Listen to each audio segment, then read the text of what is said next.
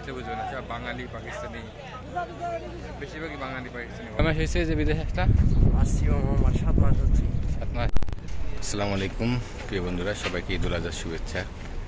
তো আজকে প্রতি সপ্তাহে নেয় আজকেও আমি যে ভিডিওটা দিব এটা একটু স্পেশাল, কারণ ঈদুল আজহা নিয়ে পুরো দিনের আমার যে কি করলাম এটা নিয়ে ভিডিওটা দিব। তো সবাই সঙ্গেই থাকবেন আর আমাকে সাপোর্ট করবেন। তো চলুন শুরু করা যাক। আসলে কুরবানি ঈদের নামাজটা অনেক আগে আগে হয়, যেহেতু দিনটা বড় হয়ে যায়।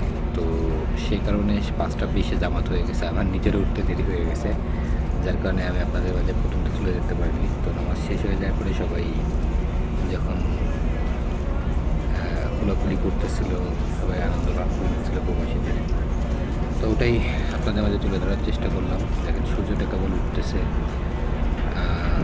দিনটা অনেক আগেই শুরু হয়েছে। তো সবাই ফটো সেশন করতেছিল, আনন্দ ফুর্তি করতেছিল। আমিও নামাজ শেষ করে রুমের দিকে যাওয়ার চেষ্টা করতেছি। এর মধ্যে সবার ছোটাছুটি, আনন্দ বিনিময় সব কিছুই চলতেছিল। কত কত জিনিস উঠছে ঈদের দিন সকালে।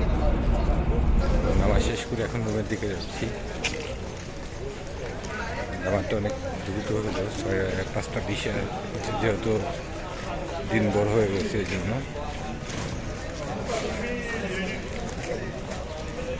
আসসালামু আলাইকুম প্রিয় বন্ধুরা, সবাইকে ঈদ মোবারক।